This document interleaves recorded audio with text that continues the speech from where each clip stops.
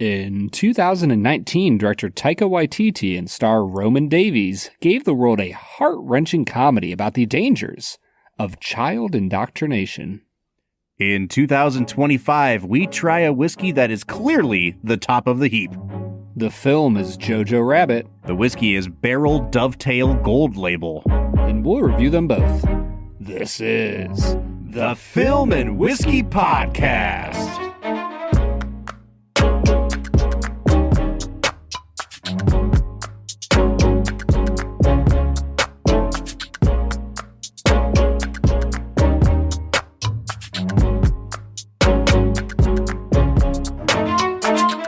Welcome to the Film and Whiskey Podcast, where each week we review a classic movie and a glass of whiskey.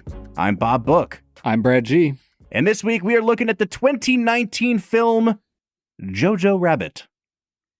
Jojo Rabbit. Bob, this might be... Brad, yeah, go ahead. You go ahead, Brad. Intro it, buddy. This movie might be the last one that I've seen in theaters. Like, I know that I've been to a few movies since then. But this was like the last movie I saw in theaters before the pandemic. And so it sticks out for me as like a memorable movie-going experience. It was my birthday. We went out to eat.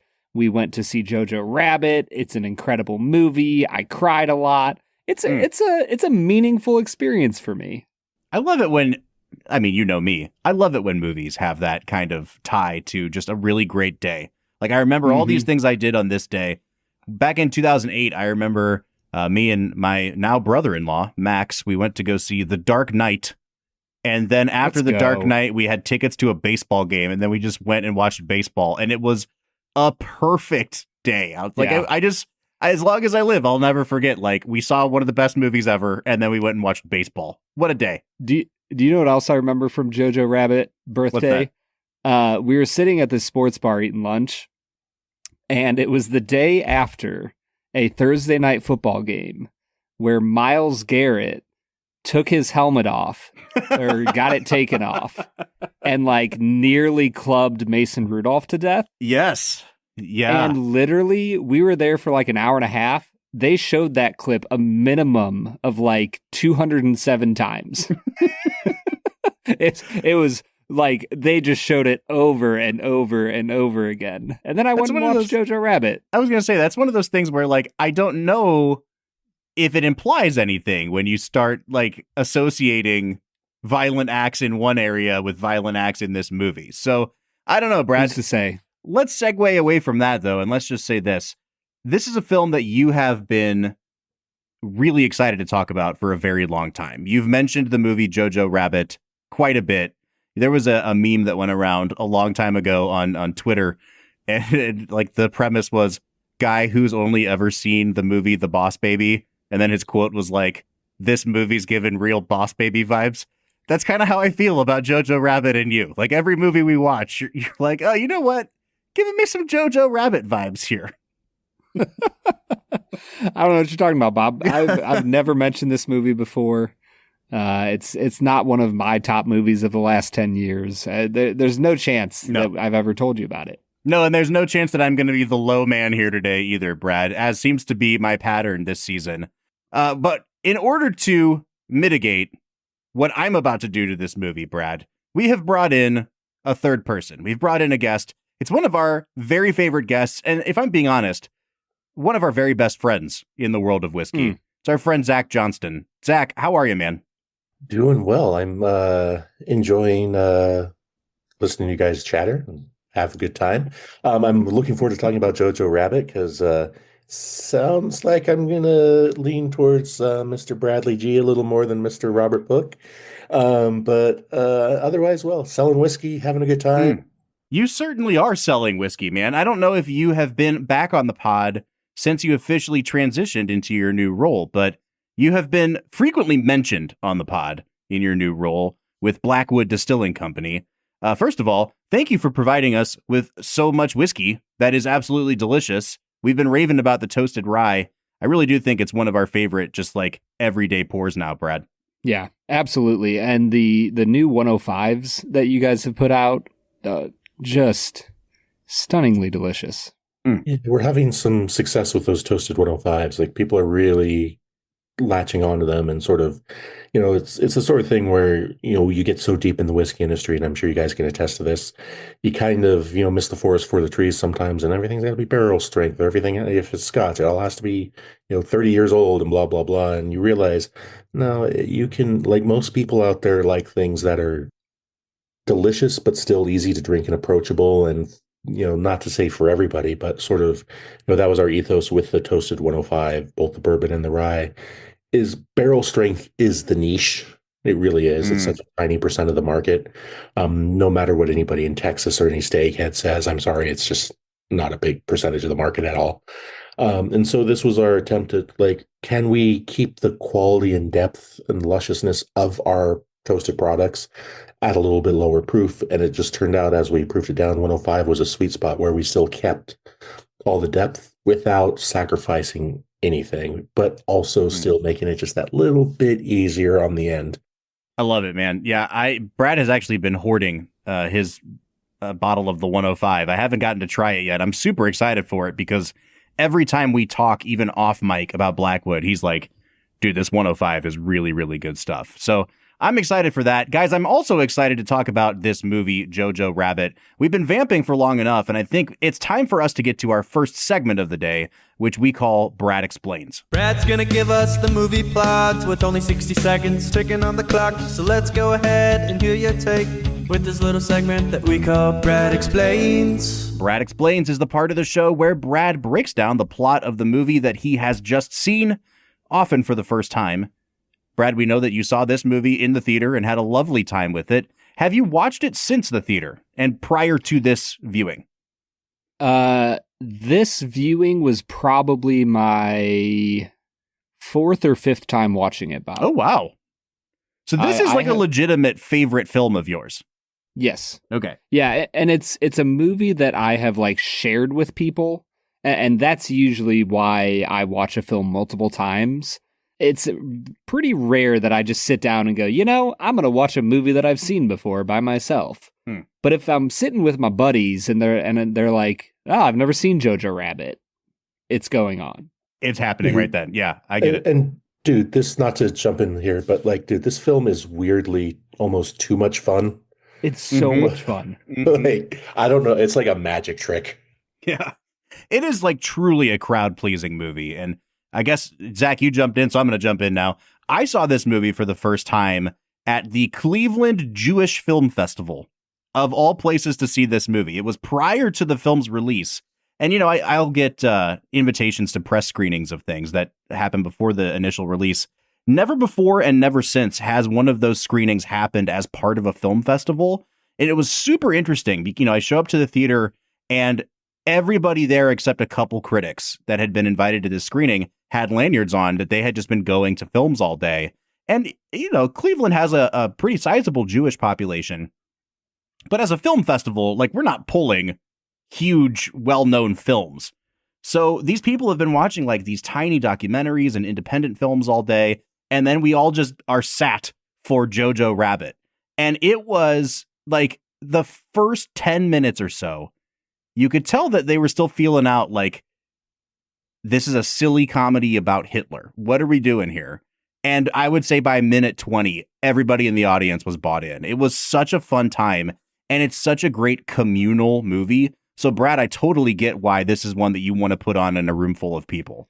You had that incredible of an experience, and you're still going to give it a 6 out of 10.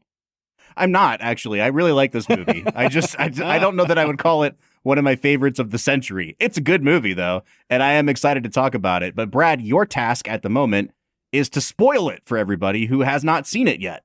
So, folks, if you don't want the movie spoiled for you, you need to hit pause here, go watch this hour and 45-minute long movie, come back and listen to Brad explain it and listen to us break it down. Brad, you get 1 minute on the clock, and go. Jojo Rabbit is a film about a young German boy named Johannes, who goes by Jojo, who is in the Hitler Youth and has an imaginary best friend. I believe he's about 9-10 years old, and his imaginary best friend is none other than Adolf Hitler. as Hitler follows him around, encouraging him and giving voice to his inner monologue. He finds himself at a camp for Hitler Youth. He injures himself with a hand grenade. And for the rest of the film, he works around his local town, pasting signs, doing things for the local party headquarters. In the meantime, he finds out that his mother has been hiding a young Jewish girl. He at first is abhorred about her presence, but slowly becomes friends with her as the war comes to an end. Nicely done, sir. Thanks, man. It's like I've seen it five times. I know. Guys, I'll turn it over to you. Where do you want to start with this movie? Because it is a movie that has a very light and deft touch, but is just inherently about very heavy themes. So I think we could go the themes route here, or we could just kind of dive into talking about, like, let's talk about the look of the movie. Let's talk about the performances and the music and all that stuff. So Can I make a suggestion? please. I think maybe we should start with what we maybe feel hasn't aged well or filmically isn't the best or things like that. Kind of get that out of the way. And then we'll just have a good cry by the end of, talking about why it's so great. I just rewatched this last night with my wife, sort of just threw it on. It was a Sunday afternoon watch. And, we were both crying multiple times, especially in the second half.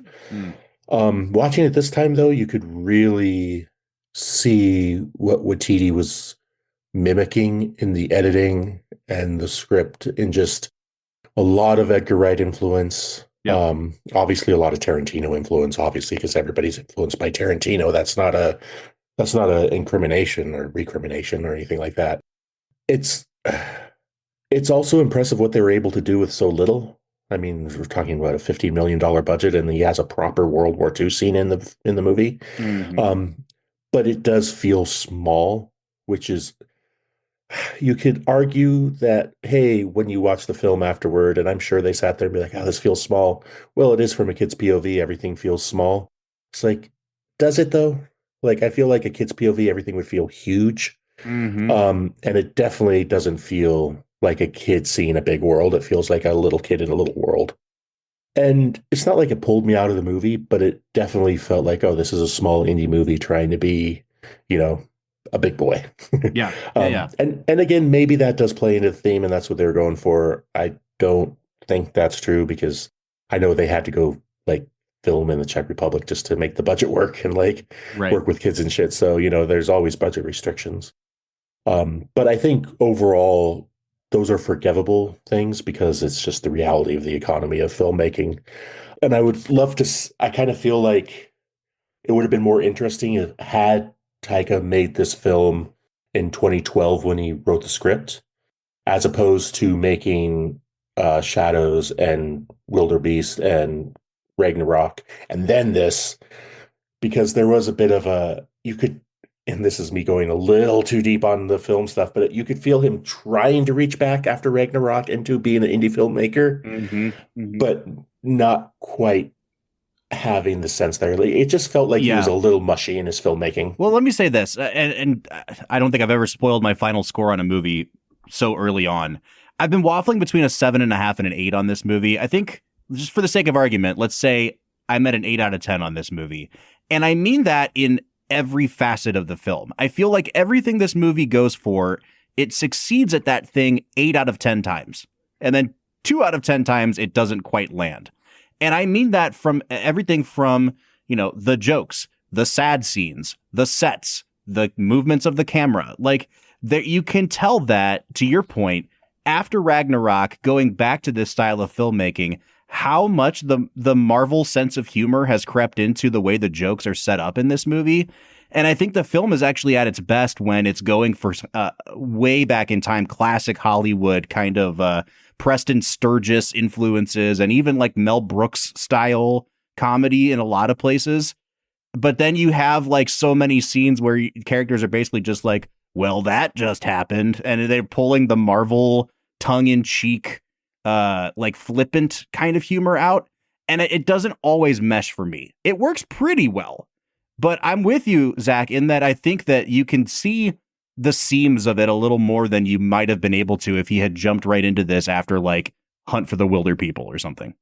Yeah, because The Wilder People, man, like that's might be my favorite film from Taika, just in that it does feel big. Like it's a kid in this huge world, and Sam Neill is obviously the surrogate there. But he feels small, even though he has a huge personality, right?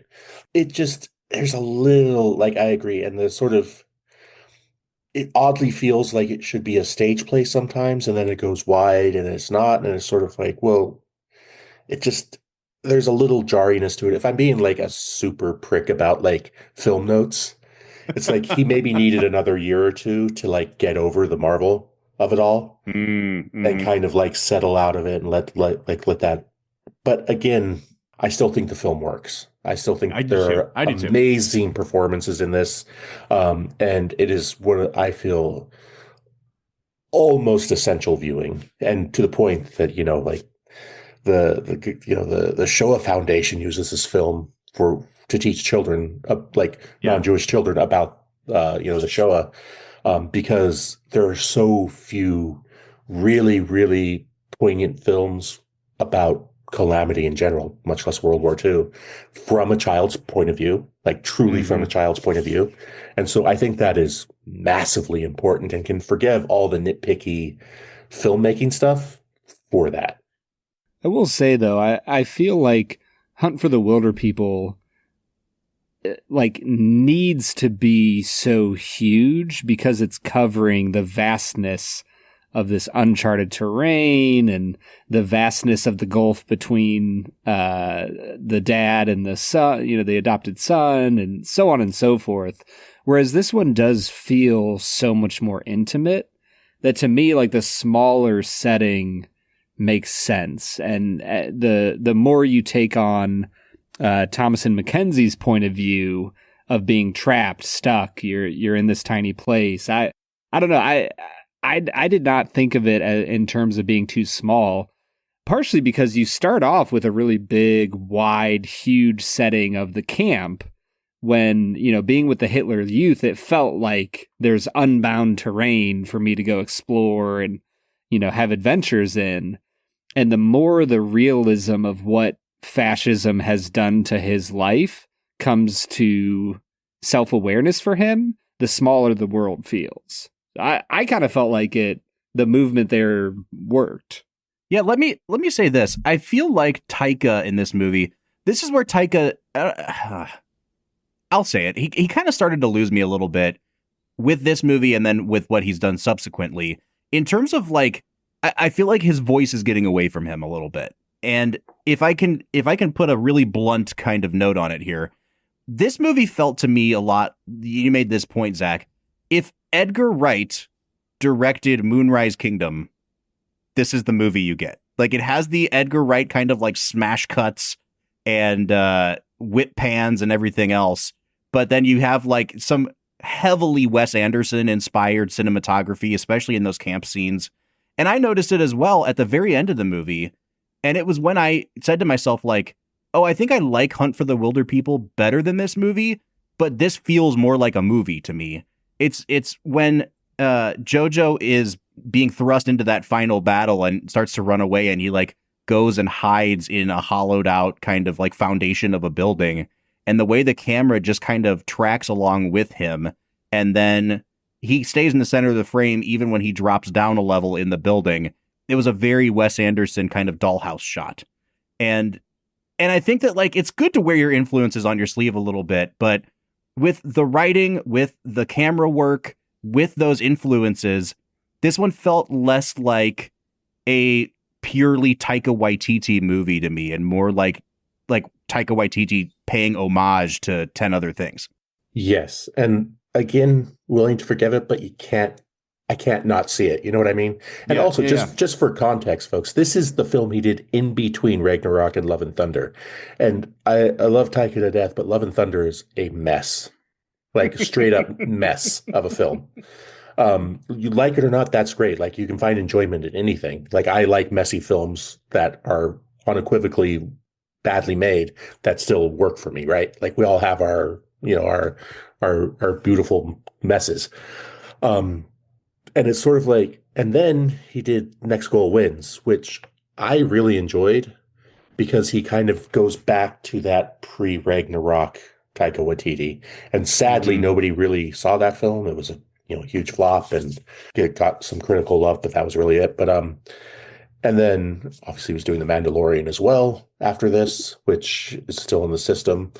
But man, it's also got to be so hard because I can't even imagine the pressures he was under, knowing that he was doing this between two Thor films and he only has so much time before he has to go off and do another Thor and blah, blah, blah, blah, blah. So not that he, maybe he was a little rushed, I don't know, but it does feel like you were saying, leaning a little bit too much on the homage as opposed to his voice. And at least, for the love of God, he had the good sense to have the children clothed in the camp scenes and not naked like Wes Anderson does. Yeah, I think that's probably the big distinguishing factor for you, Brad, right?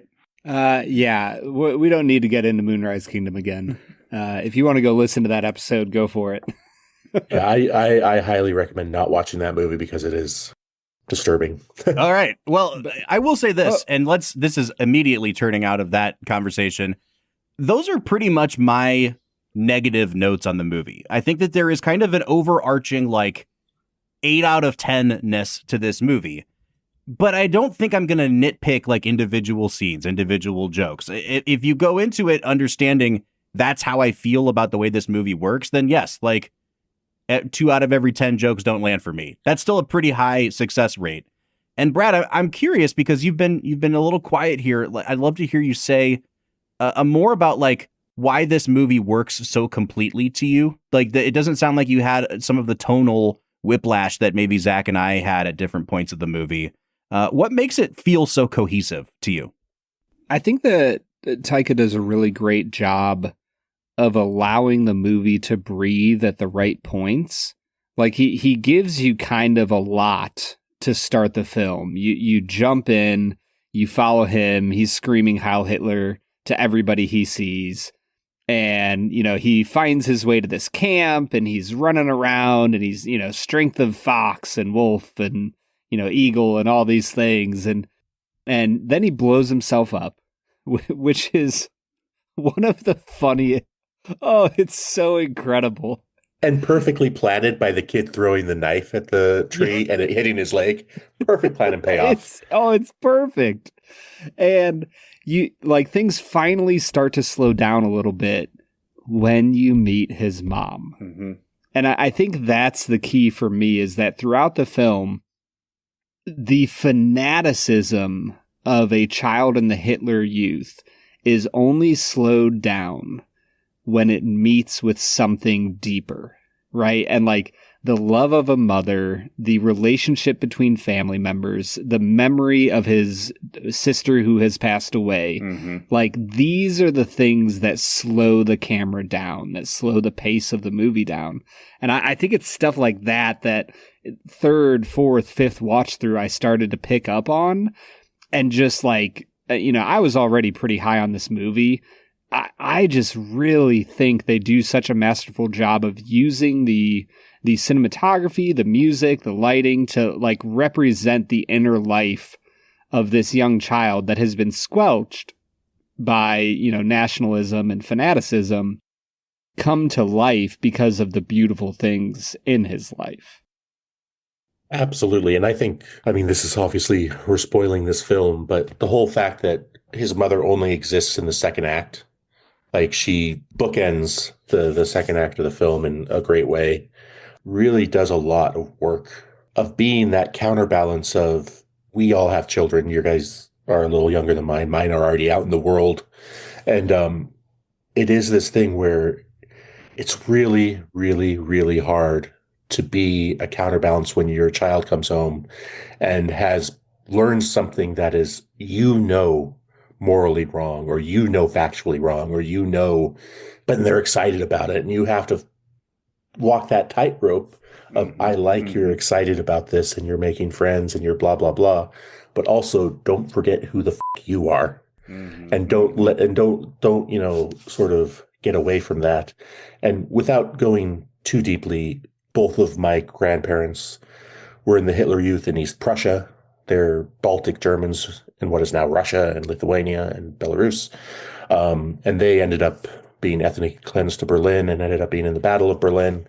And, I have photos of my grandfather in that exact Hitler Youth outfit that he's in the house, the black one. And he had the same knife in the picture and blah, blah, blah. Mm-hmm. And lived through an apocalypse, lost his father.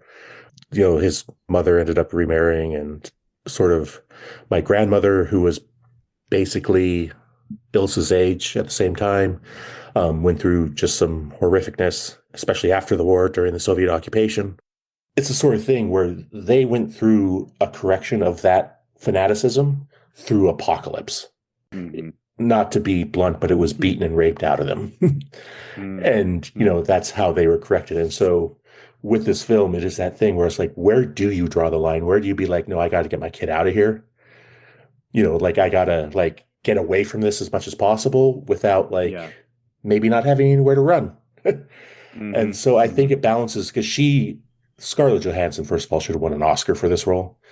She is mind-blowingly good, and the subtlety of her act when, she's being comedic, but she's also so afraid at the exact same time, and on and on and on.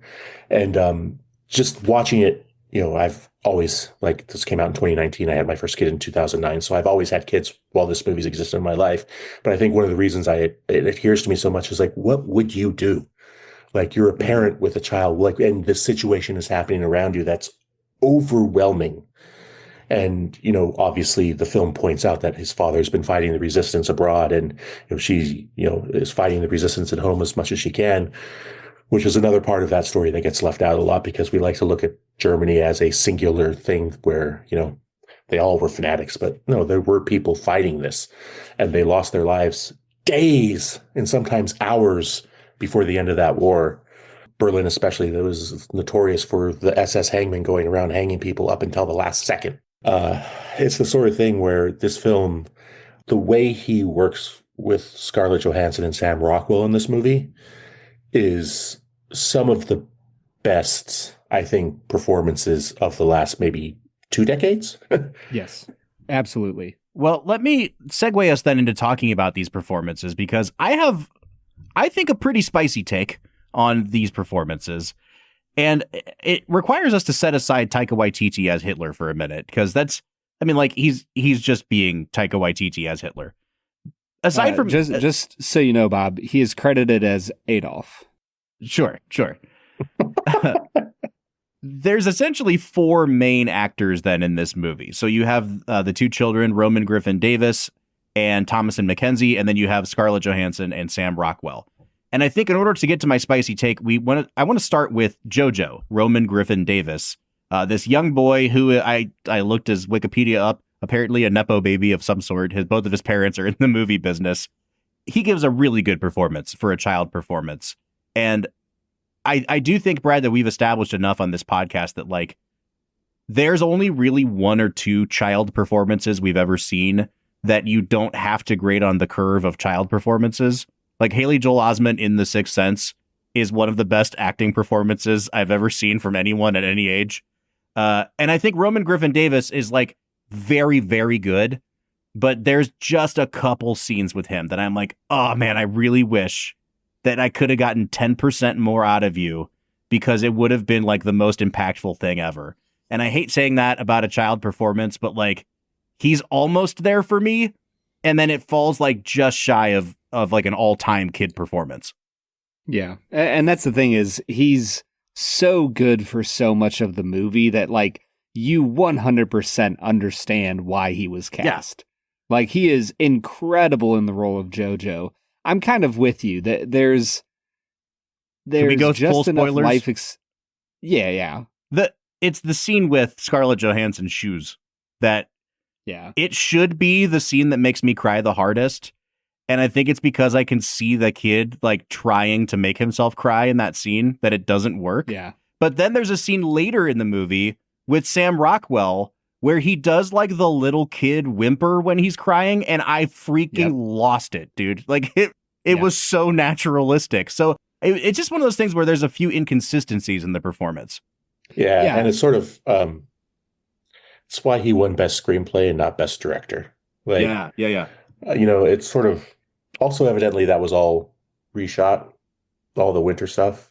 And you can tell when he's walking that way, he's an older kid. He's like 6 months older. Yeah.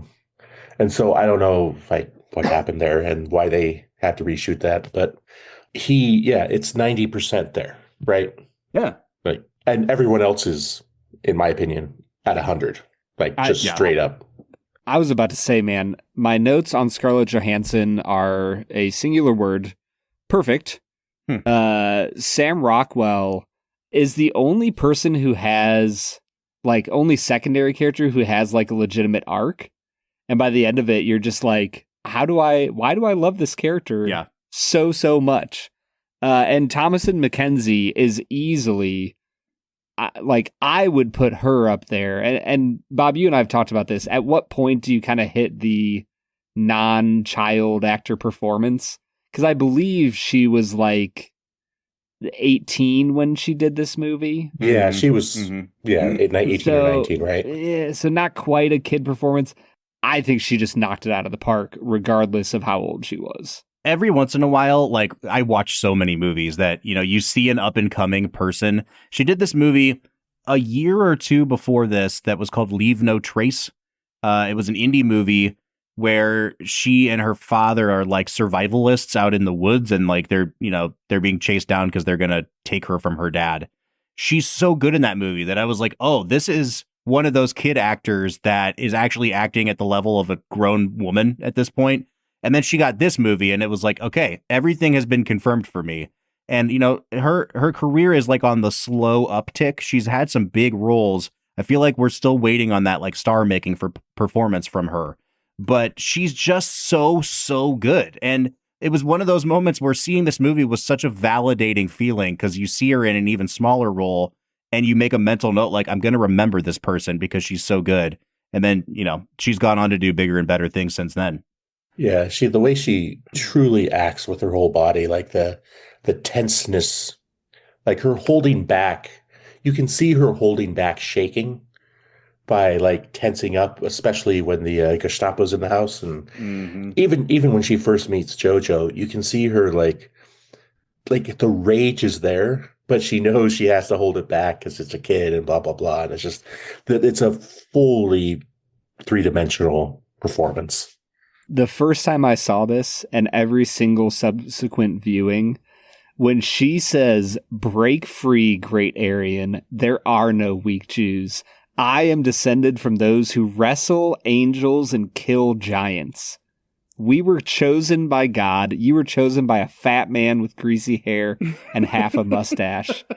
What a great line, man. Just give that man an Oscar.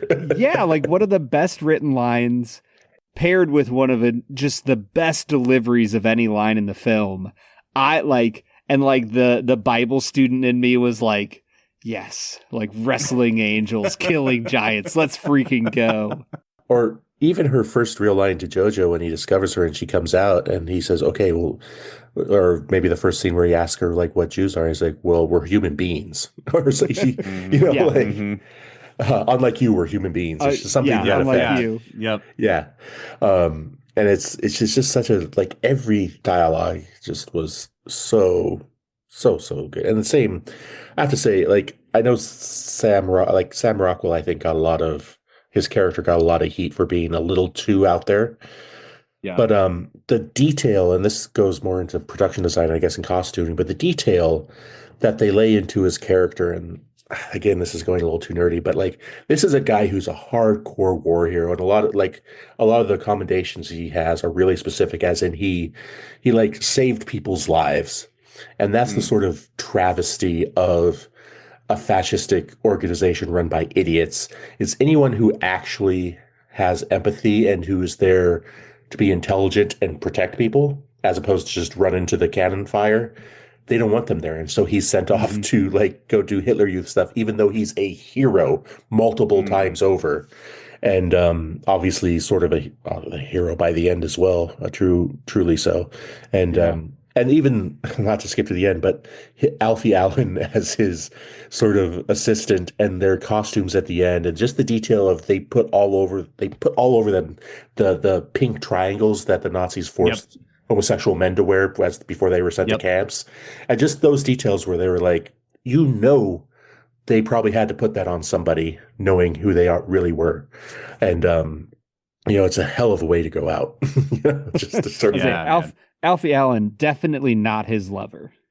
Definitely. Well, that's obviously like the character arc. And I'm so glad you brought up Sam Rockwell, because Sam Rockwell wins an Oscar for 3 Billboards, which is a movie that I didn't like when I first saw it. And I feel very validated that most people have turned on it in the years since.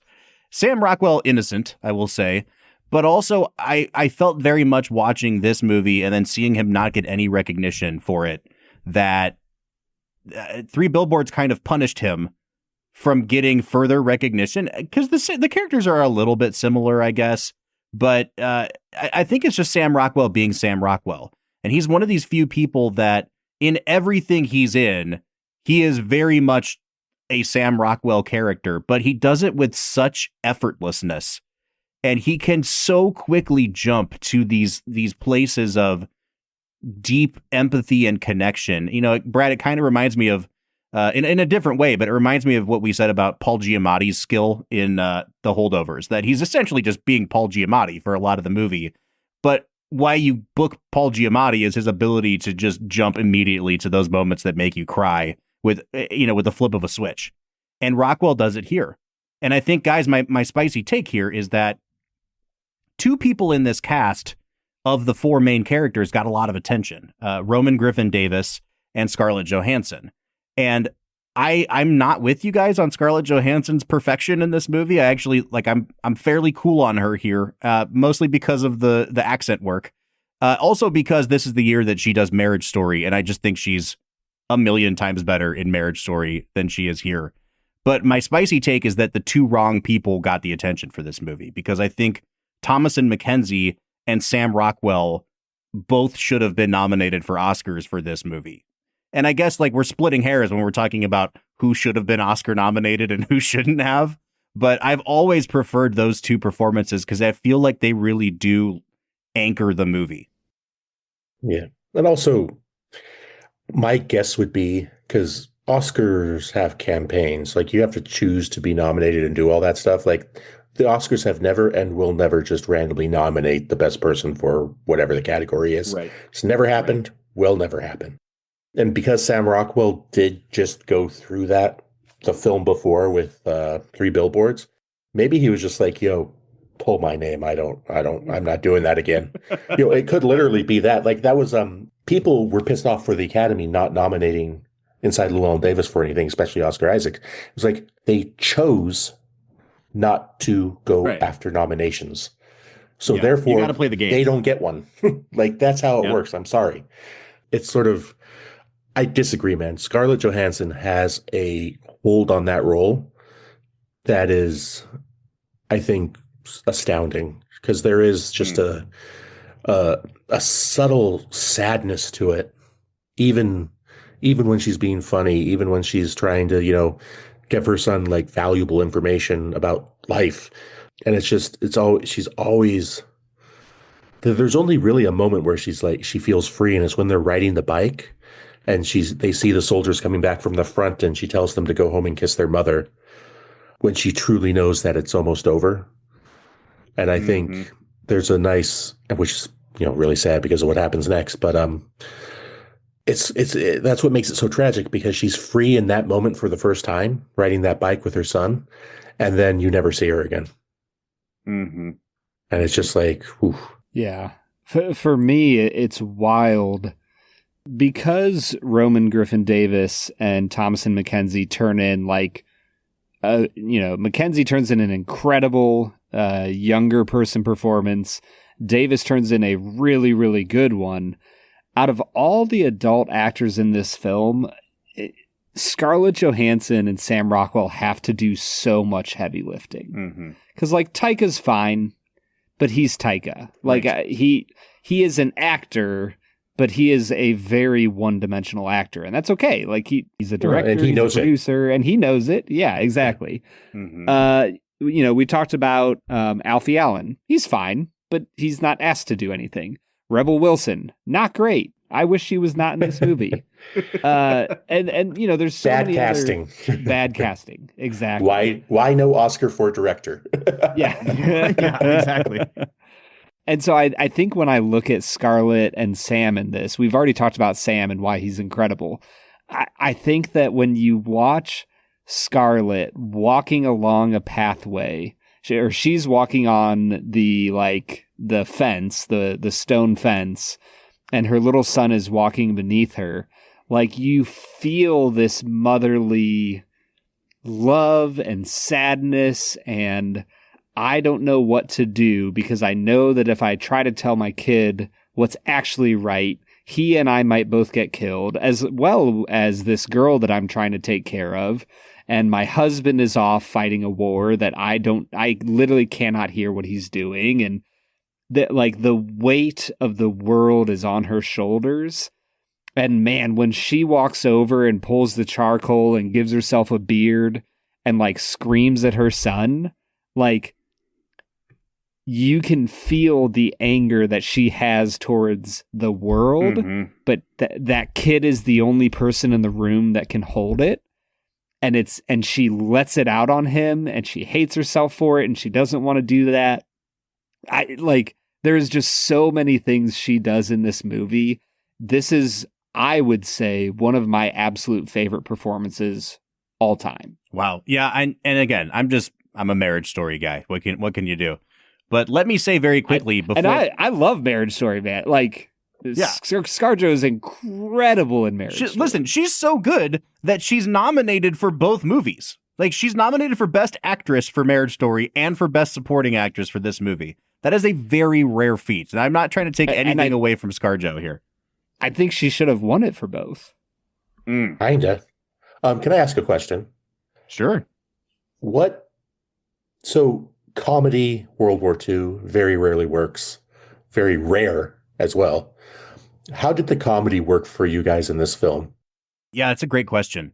Honestly, Zach, I think that might be a good topic for a jumping off point for after the break, because that gets us into talking about the script. And you've already mentioned multiple times, it's a great script. It won the Oscar. There's a reason Taika didn't win Best Director. And I feel like this first half has really spoken to that. Let's talk about why we like the script so much and whether or not the comedy works for us. Brad, I think it's time for us to hit pause here. Let's go drink some Barrell Dovetail. What do you say? Dude, I am always ready to drink Barrell.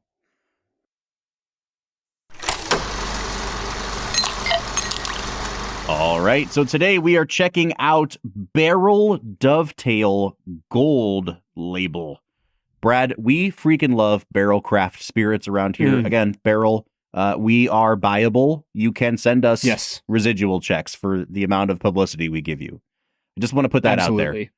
So over the years, Barrell has released a couple different expressions of some of their most famous SKUs. So Dovetail was a very popular bourbon. And then in, I think 2020, they started developing these kind of premium lines, Barrell Gray Label and Barrell Gold Label, which are the next steps up in those SKUs. So it's Barrell Dovetail, but made with, more well-aged stock or somehow rarer bourbon.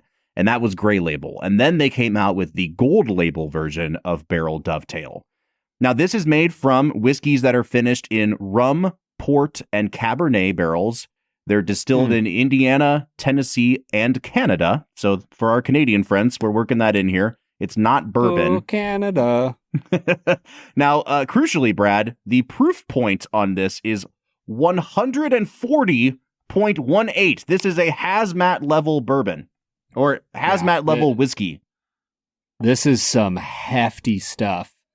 And let me tell you, man, having drank it, it packs a punch. Let me go ahead and read the copy from their website just so we can get a little more context here. It says, over the past several years, Barrell Dovetail has become a highly regarded expression within our portfolio of products.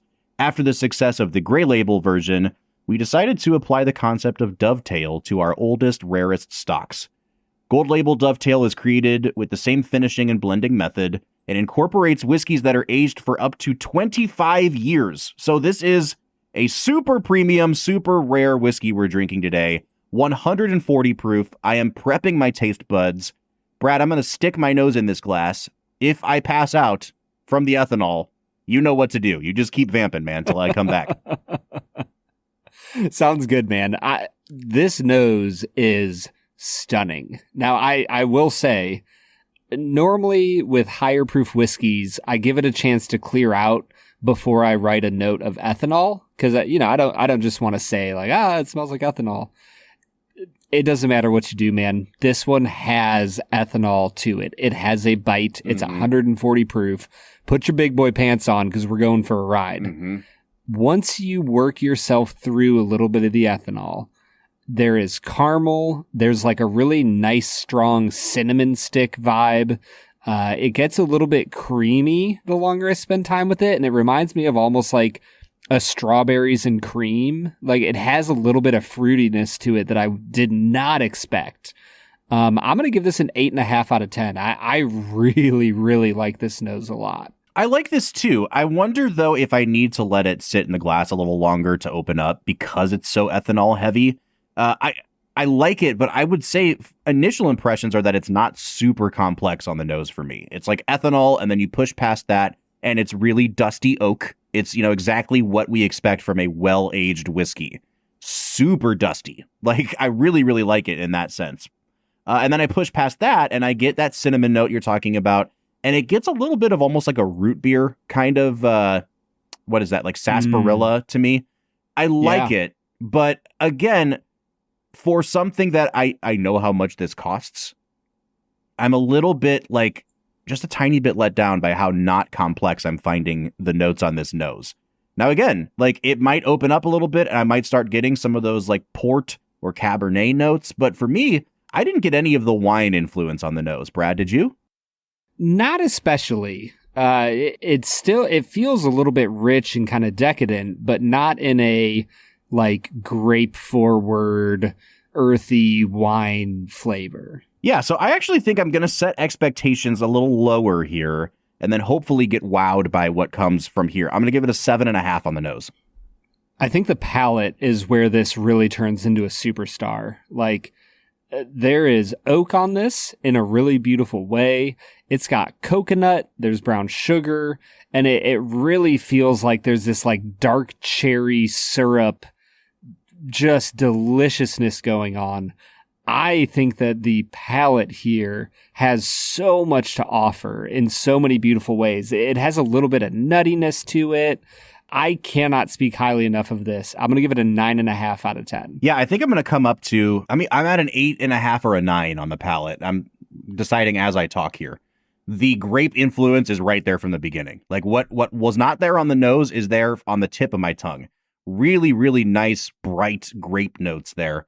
As you start to kick it to the mid palate, I was worried that it was going to become almost like sickly sweet, like an overripe fruit when you're like, oh, this was a mistake to eat this, because it has almost like when it's so sweet that it's starting to turn sour again as a fruit. And then when I went to swallow it, it was right when you were talking about coconut. And I got like this insane toasted coconut note on the back of my palate that really helped balance out all of those like insanely grapey notes. Yeah. I think as you swallow, and this is kind of tipping into finish, but not quite, like the rum character comes out a little bit. And I'm not a huge rum drinker, Brad, so it was interesting like how much influence that had on the back of the palate. All that taken into account, this is a super complex palate. There's a lot going on here, and it definitely makes up for the nose. I think I will come up to a 9 out of 10 on the palate. Yeah, the finish continues where the palate left off. There is black cherry. There's a ton of brown sugar. It's very cinnamony. And honestly, the oakiness kind of disappeared on the finish, which is great. Like, I really like having that oak flavor on the palate. And then it kind of dissipates. It doesn't turn sour or bitter in any way. I'm going to give it a 9 out of 10 here on the finish. I got to be honest, man. Like, this is very clearly a barrel-proof whiskey. And the first sip, the heat builds well after you swallow. It reminds me of eating like a like an atomic fireball or like Red Hots, like something with cinnamon that creeps up on you. Despite how spicy it is and how prickly it is, I don't think this drink's like 140 proof. It's really quite smooth for a hazmat level whiskey, Brad. And I think that's to be commended. And especially on the second sip, once you have your tongue coated in this the first time around, really syrupy, really oily, it's viscous as hell, and it becomes really easy to drink, which is super dangerous. Like literally, health-wise. Yeah. Dangerous. Dude. How crushable this is. This is crushable, man. It is so easy to drink. Just incredible. Did you give your finished score? I haven't yet. I do think, Brad, that I am a little bit out on this one when it comes to how much the finish is influencing the flavor here. Like, it's just a little too much for me on the rum and on the Cabernet. I wish there was just slightly less grape influence here. I like it, but of all of Barrell's products, like, this is probably not for me. So I'm going to come down to a 7.5 on the finish. Oh man, that is wild. It's weird because I think it's like this. No, it's exceptionally well made. But I'm like, at a certain point, you just have to acknowledge when it's like watching a movie that you're like, this is a great Western. At the end of the day, I don't like Westerns that much. You know what I mean? And I think where it's like, this is one of those whiskeys where, damn, this is super good for a whiskey that has like a ton of wine influence. At the end of the day, I don't want my whiskey to taste this much like wine. So there's only so far I can go with praising it before it's like, yeah, that's really, really good objectively. Just not for me. Yeah. Yeah, no, that totally makes sense when you just are wrong. That it makes sense, man. I get it. For me, this balance is a 9 out of 10. They do a masterful job of giving you an exceptional bourbon experience with a little bit of a wine influence that is not overwhelming in any way, shape, or form. And it'd be ridiculous to say so. You know what? I had a third sip, and maybe it's because it's 140 proof, and I'm 3 sips deep now. I'm going to come up to an 8 on the finish, and I will give it a 9 on balance. I think that, like, despite the nose letting me down a little bit, it's so complex that it kind of makes sense why all of those notes wouldn't come out in the nose. And it's just like the things that were most prominent on the nose, they're still there on the palate. That third sip was like a cinnamon bomb. And I think that my palate is getting used to some of those grapey notes now. So I'm coming up a little bit. I'm at a 33.5 out of 40 on just the flavor here. So now we're talking about value. And folks, this is a $500 bottle of whiskey. So once we get into the luxury category, we kind of treat all price points as the same.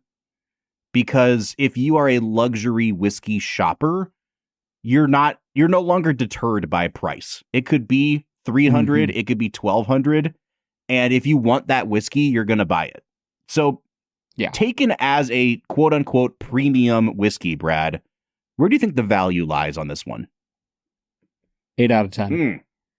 I think that if you spent $500 on this whiskey, knowing what you're getting into, this is like a very classic wine finished bourbon, but better. Like it's a luxury finished bourbon that those rum notes give it a little bit of that coconut flavor that is something I haven't really experienced on a bourbon before. I really think Barrell knocked it out of the park as per the usual. I'm going to give it a 6 out of 10. And it's because I don't know enough about like what's actually going in here. You know, it says that there's whiskeys aged up to 25 years. I imagine these are super rare whiskeys at this point because how many whiskeys make it up to 25 years? But beyond that, $500 is just a lot of money. And with the sample bottle that I'm drinking out of, I just don't have quite the transparency that I would need to determine if it's worth my $500. Flavor-wise, it's a really good whiskey. I do think that it is falling in kind of like, you know, the upper third of Barrell products that we've tried, but I could probably name 7 or 8 Barrell products off the top of my head that I like better than this one. So when I take all that into consideration, not a poor value, but I will just give it a 6 out of 10 on value. which is taking my final score out to a lower than expected 39.5, Brad. I am at a 44 out of 50, Bob. 44. Okay, so we have diverged a little bit here, Brad, but honestly, less than I thought we would have. That brings our final score out to a 41.75 out of 50, or an 83.5 out of 100. Listen, it's pretty rare that Barrell ever falls below an 80 out of 100 for us. They just consistently produce 40 out of 50 whiskeys or better, and this is no exception to that. Yeah, Barrell Craft Spirits continues to be one of the best in the business. They just make great whiskey at the affordable value all the way up to the luxury value. So if you find yourself looking for a very special bourbon, you could do much worse than Barrell's Dovetail Gold Label. All right, man. What do you say we rejoin Zach and keep talking about Jojo Rabbit? Let's get to it. All right, everybody. That was Barrell Craft Spirits Dovetail Gold Label. Whiskey that I was like extraordinarily high on. Bob, you were close. I mean, yeah, I think I gave it around a 40. That was pretty close, you know? Yeah. Listen, Barrell can do no wrong in our eyes. We love them. They give us really good whiskey a lot of the time.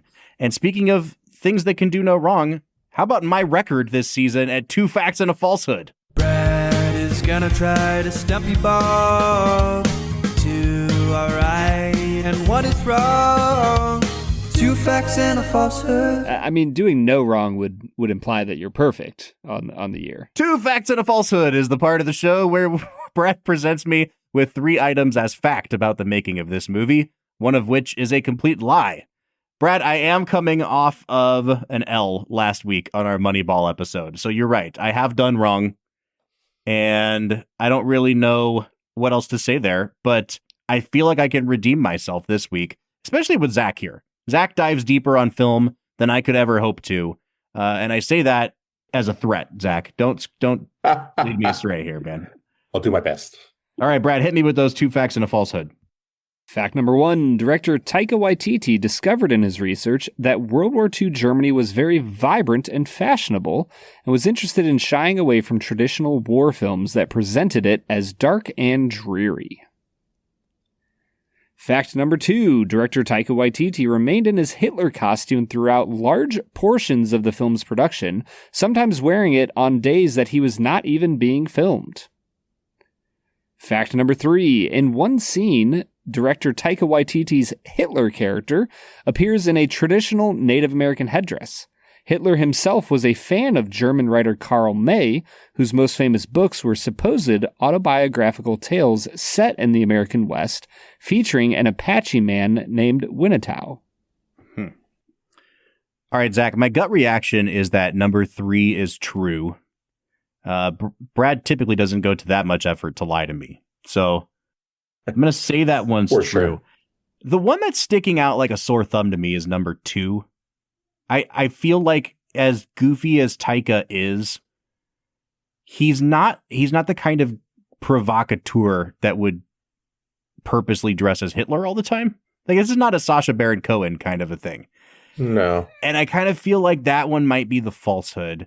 Although number 1, like, you could convince me that number 1's false as well. So I'm getting worried about semantics here.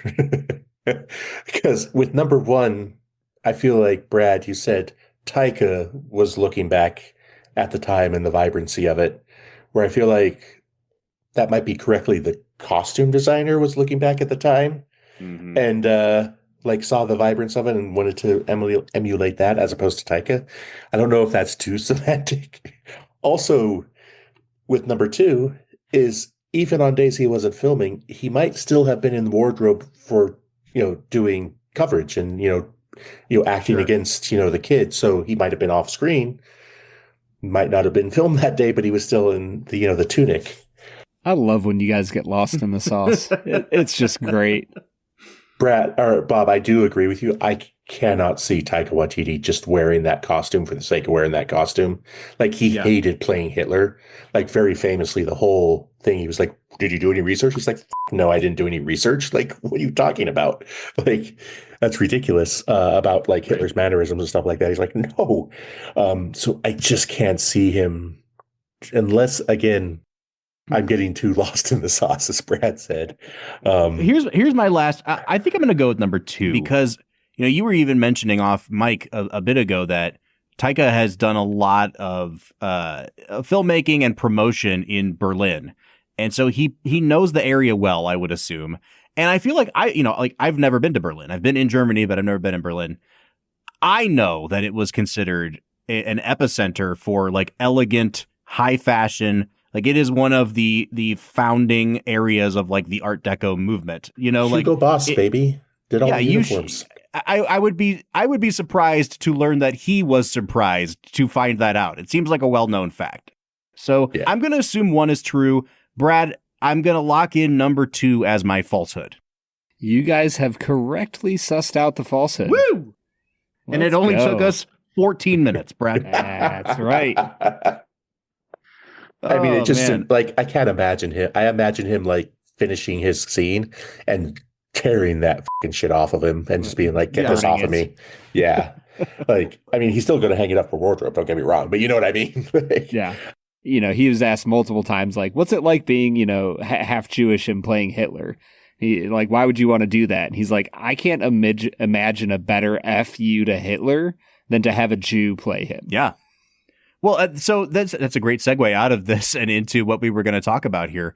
I remember watching a documentary a few years ago, and I didn't look it up, so forgive me if I get the title wrong. I think it was called The Last Laugh, and it was all about Jewish comedians and why they have used humor as a way of dealing with the generational trauma of the Holocaust. Like, why does Mel Brooks consistently dress up as Hitler? Why is he always doing Nazi salutes?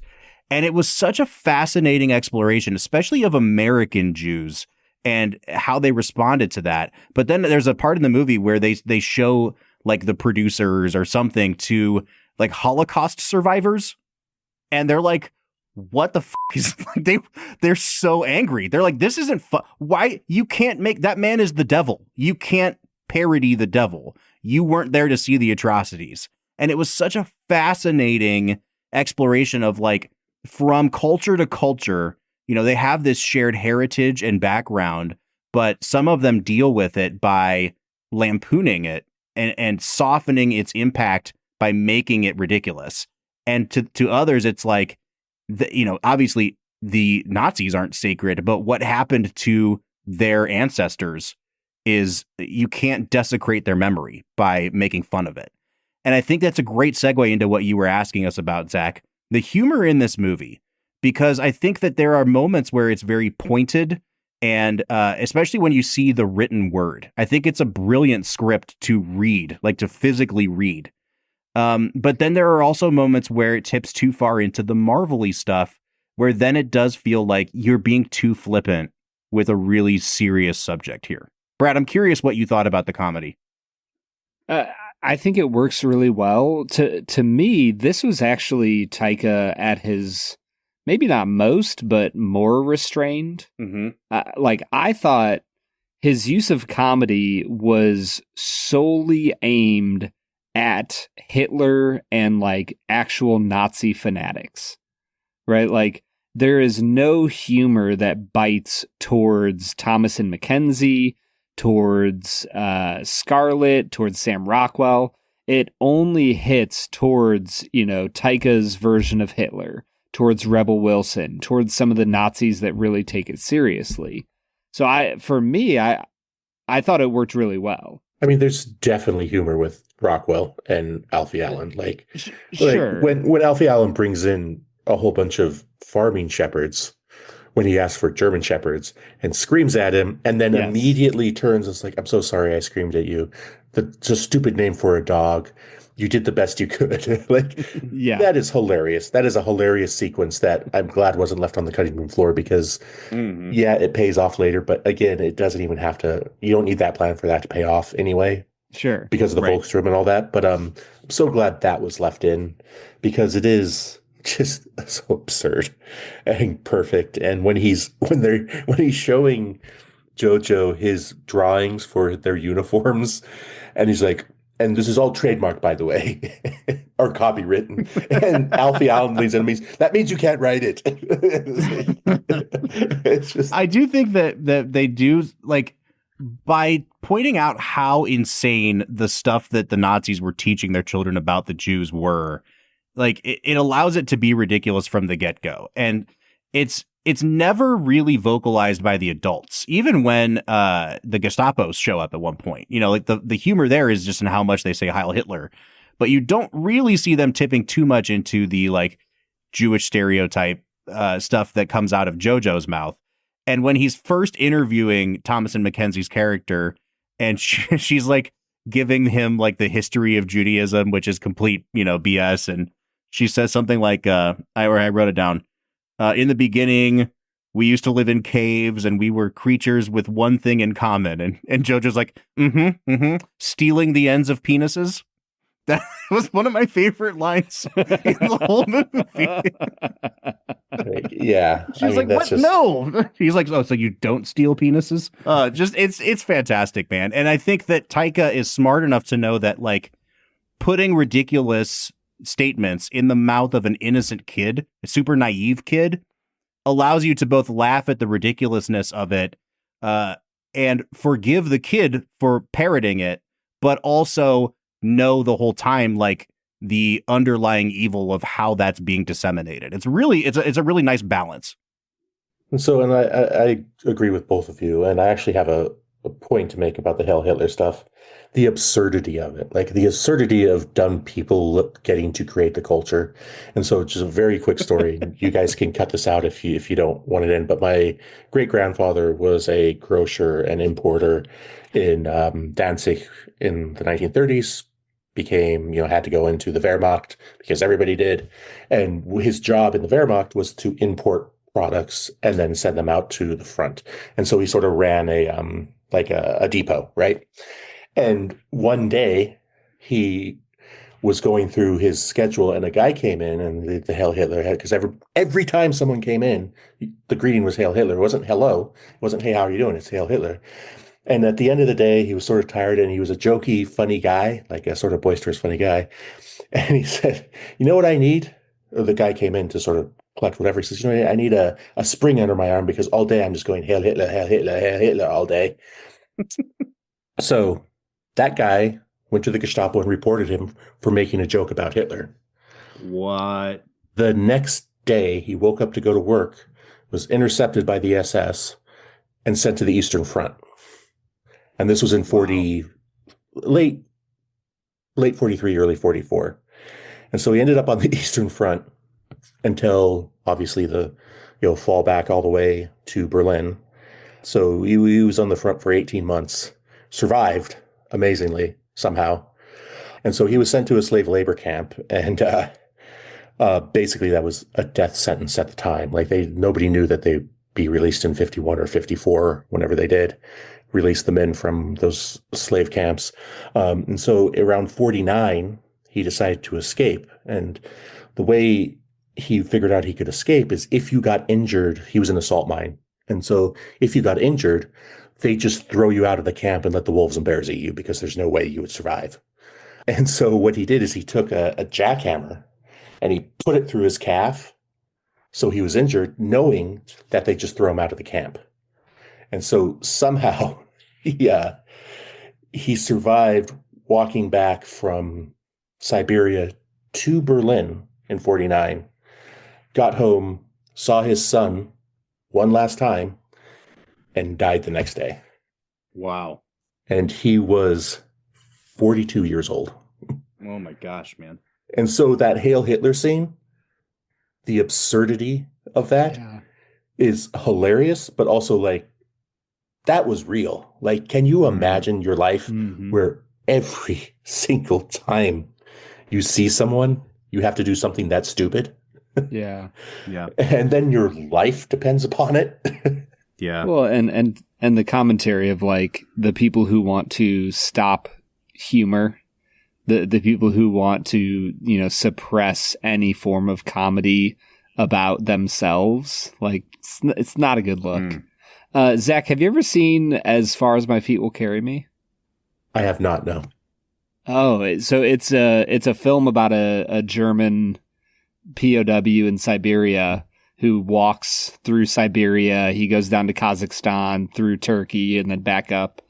It was made in like 2006. It's a German film. It looks like was made in 1986. Okay, right. And it's an incredible movie, and you should watch it. I just looked it up, and I will. Zach, this is obviously a very personal movie for you, just with your own family's connections. But, you know, you lived in Berlin for a number of years. I'm wondering, like, does this feel true to your experience there in terms of how they were mimicking that area on film? But then also, like, what do the lasting scars of this period still have on that area in Germany? Good point.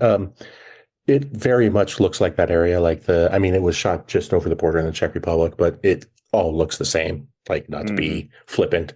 So the accuracy of the look of the town and everything is spot on. Like, I literally turned to my wife and I was like, I miss living over there. Like, I miss those little towns where you go to a little beer bar and you get, you know, a nice lunch, goulash and dumplings or whatever. But anyway, yeah, I mean, Berlin's still being rebuilt. Like, let's face it, like what we had to do to defeat the Nazis last time was, you know, we were doing a Hiroshima to Berlin every 2 weeks for 18 months in bombings. You know, like, it's, you know, folks, go look up the firebombing of Hamburg, and then the bombing they had to do the next day. It is horrifying what happened in that country. And that's one thing that a little bit bothers me about the end of this film.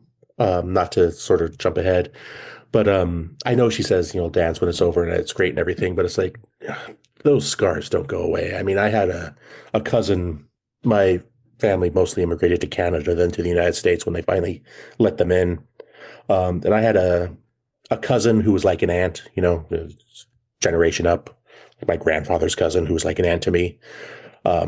Every time there was a thunderstorm, she would piss her pants and hide under the kitchen table because she thought it was bombings. And she could not get out of her brain that they weren't bombings because she, you know, lived through so many of them. I mean, my grandfather was buried twice. My grandmother, like, they bombed her whole neighborhood, and her house was the only one left standing in that neighborhood. And when they walked out, they saw the American bomb with "F you" on it, and the propeller was still spinning, and it just didn't detonate for whatever reason. So those scars, like, never left. Like, they're, you know, like with Ilsa's character, like, the fact that the Russians are there is a bad sign for someone like her. Like, that's not going to be a fun next few years. You need a happy ending in a film like this because they did survive, and that's the most important thing. And then, you know, the rest you deal with it day to day, right? And so for me, what I loved about this film is, though, the accuracy of the absurdity of it. Like, I know there's a lot of war films out there, and I feel like this film is weirdly accurate for how absurd it is, and, like, obviously comedic and stuff like that. But, like, the whole final scene with the Volksturm and, you know, the German shepherds fighting with the kids, like, that's real, man. And, like, the sort of madness of it. And there's this guy, you might know him, James Holland, who's a war historian. Like, he gave this film like a 10 of 10 rating for its reality, for its you know, authenticity. Like, if you look, I just rewatched Schindler's List as well, which is 9/10 of a masterpiece. And I tend to agree with Michael Haneke's critique of that, where the Auschwitz shower scene is unforgivable in that film. Like, unforgivable to put that in that film, because the whole sequence relies on us knowing what happens there and then pulling the rug out and having it be a shower. That is unfucking forgivable to manipulate the viewer in that way, especially given who the prime audience is for that were survivors. I feel like with so many, and this is another Michael Haneke quote, it's like impossible to make an anti-war film. I feel like Taika kind of did it. This is a pretty good anti-war film that feels truly anti-war. Yeah, and I think it falls into so many. I think it confirms what most anti-war films are trying to do. Like it portrays both the horror, the loss, the grief, the trauma, but then also the complete absurdity and buffoonery. Like it does line up with a Doctor Strangelove, or where you are just watching the dumbest people on earth be in control. And Brad, I'm gonna segue us into our final segment here in just a second, but I say that because we said earlier that there's a lot of different types of comedy in this movie, and I personally am attracted to the really witty, like where when you read it on the page, it's even better. In the style of a Billy Wilder or even a Mel Brooks that you get in some of the scenes here. I'm wondering, Brad, like of all the different types of comedy that worked for you in this film, like were there any particular moments or I guess types that worked better than others? I mean, I think that who is the actor who plays his young friend? Oh, yeah, the kid from Home Alone. Yeah. Yorkie. Yeah, yes. I love Yorkie. Freaking kills me the entire movie. When at the end, when he's just like, yeah, it's a pretty bad time to be a Nazi right now. Yeah.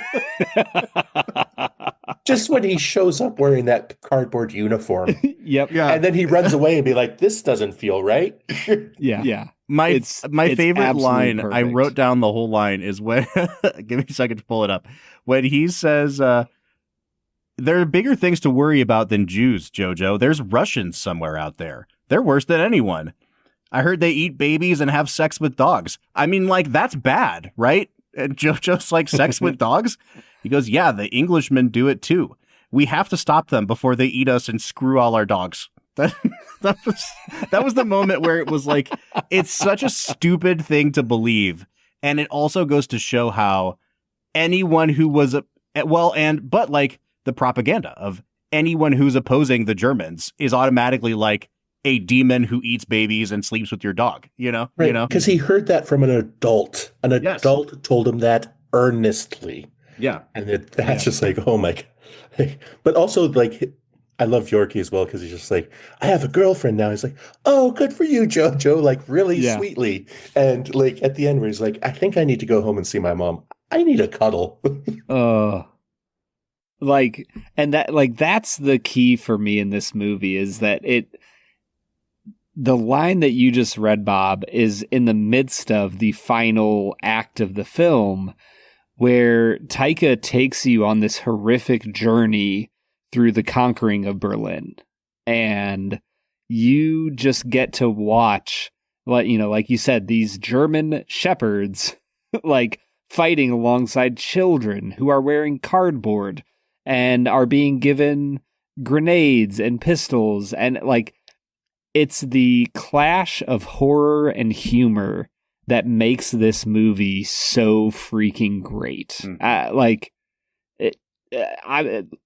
I'm weeping. Like as soon as it slows down a little bit and the music starts and the sounds of the battle kind of fall to the background, I just start crying. And you just weep at the loss of innocence as like the reality of everything that Jojo has believed comes crashing down on him. It's just absolutely brutal. Yeah. All right, guys, with that, let's get into our final segment of the day, which we call Let's Make It a Double. We're near the end of the episode, so thanks for listening to the Film and Whiskey Show. Let's pair another film with this one, even if it's a struggle. It's our final segment of the day, now let's make it a double. Let's Make It a Double is presented by Blackwood Distilling Company. It's the part of the show where we pick a movie to pair up with this one to make the perfect double feature. Brad, I'm going to go first. I'll get mine out of the way. You said something earlier that almost made me change my mind. You said that this is Taika at his most restrained, and that is what I always say about the Tarantino movie Django Unchained. I think Django actually would be a really good pairing with this, but I'm going to go even more wild, even more esoteric here, Brad. I'm going to pair this with another movie about a young man who is often on his own, trying to find his way in the world, trying to find what he believes amidst an oppressive family environment. who's Harry Potter. who's guided by a not real, illusory being who helps him achieve his goals. I'm talking about my boy Remy in the movie Ratatouille. We're going to pair up Jojo Rabbit with the floating fictional chef that helps Ratatouille, dude. Would the great Gustav have been a... that dude was in the Resistance for sure. I was about to say, I think he would have been welcoming. Yeah, No, I think he was I Vichy. see him. Yes. I see him like in an old cartoon, like on top of a rack, waiting on a German to walk underneath him and hitting him with a rolling pin. Like that's what I like to believe he does. I just, for some reason, all I can think of is, what's the TV show where I saw nothing? Oh, Hogan's Heroes. Yeah. Hogan's Heroes. There we go. Yeah, I just see him. I see him in the back of the cafe in Paris and Inglourious Bastards making that ridiculously stiff whipped cream. He'd be like, "It's not ready yet." That's incredible. Oh, that's a good pairing, Bob. I like that. Thank you so much. Who would like to go next? Zach, you go for it, man. What would you pair this movie with? I really tried to pull back from my film nerd. Like, I wanted to be like an ultimate, be like, you should watch Shoah, all 9 hours of it. But no. And then I was like, because Downfall, which also follows a kid through the fall of Berlin, which was a choice, but then it's like that film's more about Hitler in a different way, and it's just sort of, it feels like too much. And then I was thinking of Come and See, which is probably the greatest anti-war film of all time, and the absurdity of that war, and also Through the Eyes of Children. But just that's a film you watch once, maybe twice in your life, and That's a tough sit. It's oh god, yeah, it's a tough sit. You know what? I thought of this watching the film, and it's sort of a Hitler. Watch The Producers, because that's another great Hitler's a buffoon, idiot, piece of shit. And just when I don't I love the Zero Mostel and Gene Wilder.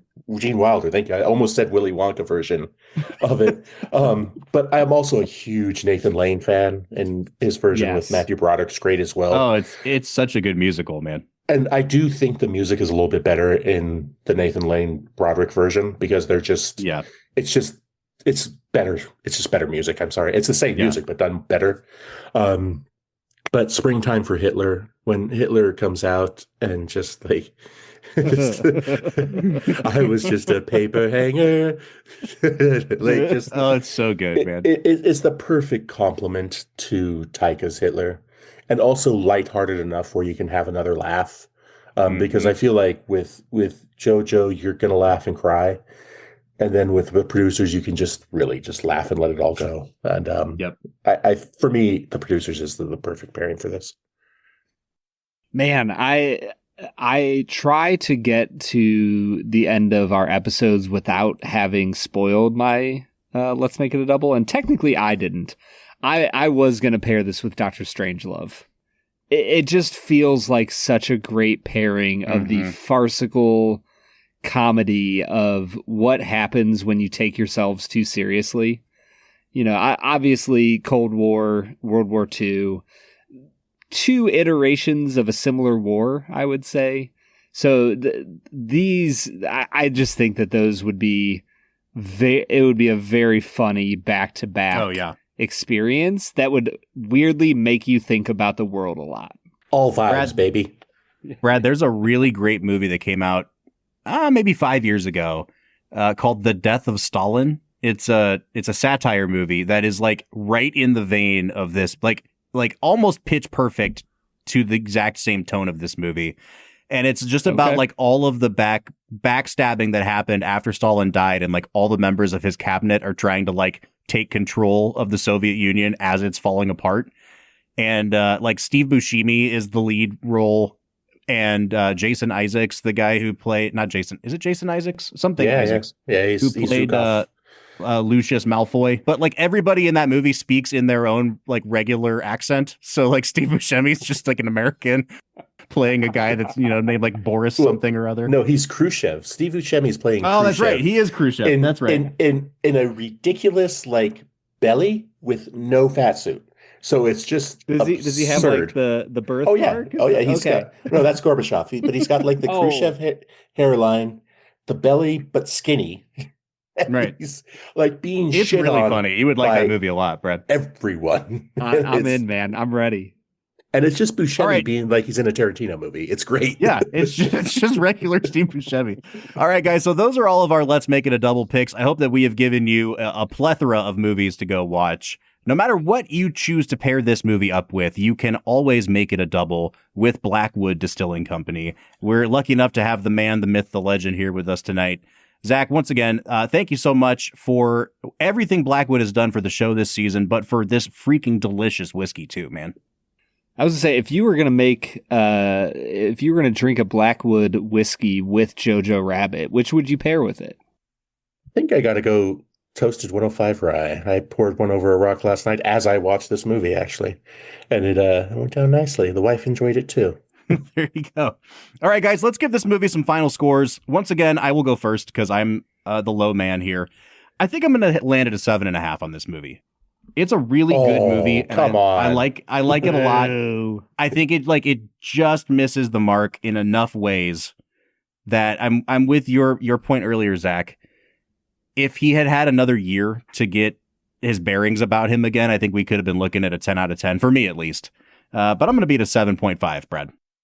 Queen of refuse. Yeah. I not that my vote matters, but I do think if he had made this when he was still hungry in like 2012, it would have been best picture. It would have been best director. He would have swept. Even with the same cast, they were all still amazing then. I mean, the kids would have been different, obviously. So yeah, I still, it's a 9 out of 10 because of that. It's just like he directed it in the wrong window. Yeah. And I hate saying that because this movie is, like I said, I cried 3 times and it's hilarious and I love this movie. I've watched it probably 10 times, but it doesn't have perfect. Things you love don't have to be perfect. I love imperfect things. Yeah, I'm at a 9.5, Bob. Oh, okay. I think that this movie hits all the emotional notes. It's funny. It's horrific. It makes you cry. It has 2 of the best performances of the decade from Rockwell and Johansson. There's just so much to love about this movie. Forget all of the double features we recommended. Just go watch this movie. If you have not seen Jojo Rabbit, go watch it as soon as you can, because I think it has so much to offer. Mm-hmm. In your pantheon, I usually do this at the beginning, but what was your criteria? It had to make 100 million. It had to be Oscar nominated. It had to 20th century, obviously. Did it actually meet all those criteria? Because I feel like not a lot of people saw this movie. No, it only made $33 million in North America, I saw. So it was nominated for Best Picture. I don't know if it's IMDb Top 250, Brad. I didn't look that up. It's definitely not Letterboxd Top 250. So it may be that only one of the criteria was met. But it was also we looked at the list and Brad's like, Jojo Rabbit, we're doing that one. But so my question being, does this then go on your guys' list for a film of the century so far? Is this a modern classic, Brad? Yes. Yeah, I'm going to say no. I would say yes, because of the performances and the ability to walk the very fine line of making a funny movie about Hitler and Nazi Germany. Mm-hmm. How do you make a funny movie about the Third Reich that works? Yeah. And they do it. Yep. Incredibly well.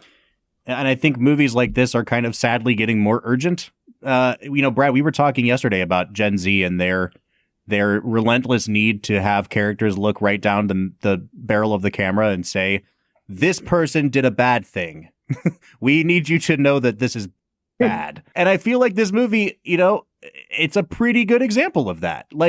It's doing it in a comedic way, so it doesn't seem grating, but it tells you very clearly who the good guys are, who the bad guys are, and why what the bad guys are doing is bad. So who knows, man? It might pick up more and more support in the coming years. I think it will. I think this has legs on it. I mean, not to digress, but Bob and I, we were having this conversation about what films this year people are going to be talking about in 20 years. And I think Jojo Rabbit is going to be something that's talked about for a long time. And I think, like we mentioned, like the Shoah Foundation using it as an instructional tool. I think that's a good sign that this film is going to, I don't know, a modern classic. Like, we'll have to do another episode in, 2035. But I do believe that this will become a modern classic, and it might be considered one of Taika's best movies by the end of it all. You know what I mean? It's certainly one of his top ones because he threads a needle that very few artists have been able to thread. All right, guys, this has been Zach Johnston. He's our buddy. He's our pal. He's like a 10-time guest on the show now.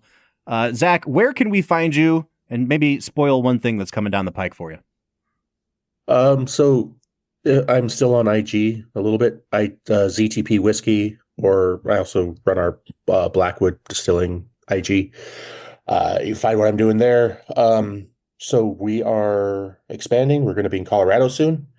We're also working on New Jersey and New York. And just big spoiler, watch out for May. We're going to have our first collab in Germany, actually, in Berlin. We're doing a collab there, and so we're going to have our first international release. So more on that soon. That's exciting stuff. We're all going to Germany, folks. Did you hear that? We're going to go find JoJo. They're Blackwood's flying all of us. Thank you, Blackwood. We appreciate it. I don't promise nothing. All right. Once again, this is Zach Johnston. This is Blackwood Distilling Company. We will be back next week looking at the 2013 Spike Jonze film, Her. So we're kind of taking a bit of a hard left turn here out of Jojo Rabbit, but an exciting one nonetheless. Join us for that next week. But until then, I'm Bob Book. I'm Brad G. And we'll see you next time.